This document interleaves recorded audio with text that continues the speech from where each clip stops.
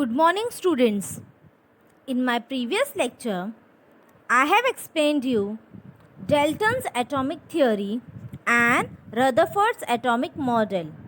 In this video, we are going to see the scientist who came after Rutherford, that is Niels Bohr. So, we are going to see Bohr's model of an atom. So, in this video, you are going to learn about the Bohr's model of an atom. So, prior to Bohr, there were number of scientists who was working on the structure of an atom. Rutherford was one of them, and his model was the closest to the Bohr's model of an atom. In fact, Niels Bohr has helped to overcome the problem in the Rutherford's model of an atom. The Rutherford's model of an atom has a major drawback that it would not explain the stability. It showed that the electrons in the atom revolve around a positively charged center called nucleus. However, later on, it was found that any particle in a circular motion would go acceleration and thus would lose energy. So the electrons would take a spiral path and would finally fall into the nucleus and the atom would collapse. But this does not take place in reality.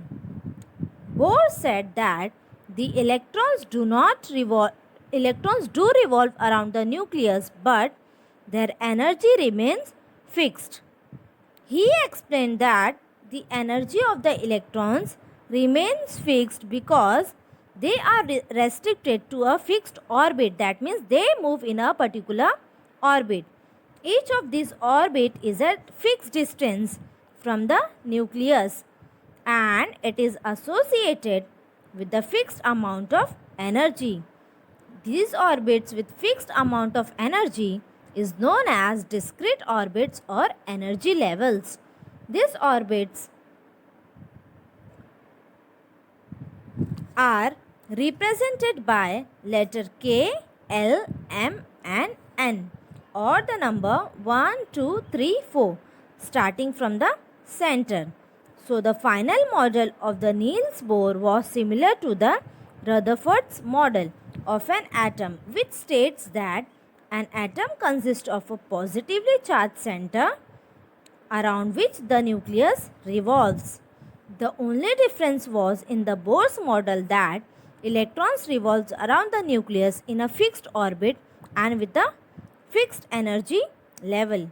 So Niels Bohr got the Nobel Prize for his work on the structure of an atom in the year 1922. Let's recap. Bohr model of an atom suggested that an atom consists of a positively charged nucleus and the electrons revolve around it in a special orbit called discrete orbits or energy levels. The energy of these discrete orbits remains fixed. These energy levels are represented by number 1, 2, 3, 4 or K, L, M, N starting from the center, that is from the nucleus. Bohr got the Nobel Prize for his work in the year 1922.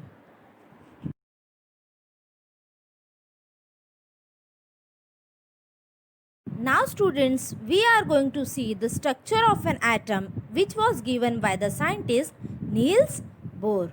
So in this video now we are going to learn structure of an atom. So the structure of an atom consists of atoms are made up of electrons, protons and neutrons. That means they have electrons, protons and neutrons. The total number of protons and electrons are equal. That means protons and electrons will be in same number. The total mass of the atom virtually concentrated at its center is called the nucleus. Protons and neutrons are present in the nucleus. You can see in the diagram neutrons and protons are present. According to this concept, Rutherford suggested a planetary model of atom in which electrons revolve around the nucleus. As I have told you before also, that they have a specific orbit in which they revolve. Electrons have a certain chances to come close to the protons, and these chances are due to the electrostatic attraction because they attract each other. When the electrons revolve around the nucleus, centrifugal force comes into play. Centrifugal force means which goes out of the orbit, comes into play, which will balance the electrostatic force of attraction.